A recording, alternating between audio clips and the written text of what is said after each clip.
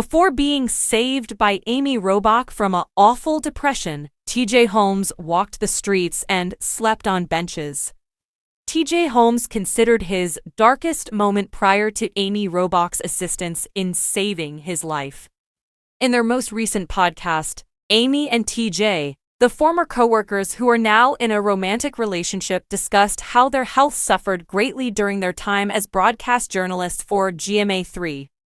It was one of the high points of his career, but it was also probably the darkest days of his adult life, Holmes admitted as he recounted starting the news, health, and lifestyle program with Robach in the summer of 2020.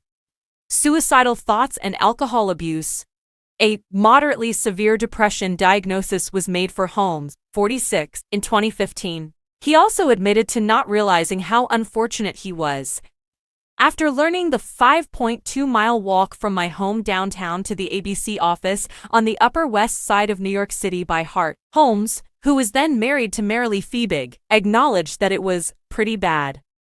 When it was late at night and I didn't want to go home, I would go back and forth, he recollected, and I would just stroll around the streets.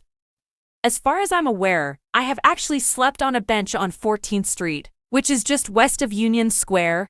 He laughed and remarked, "I was the most stylish homeless man you have ever seen."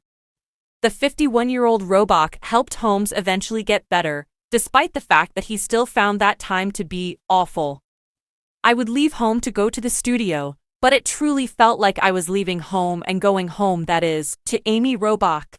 She was watching me degenerate, not getting assistance, and being the way no one else was," he said.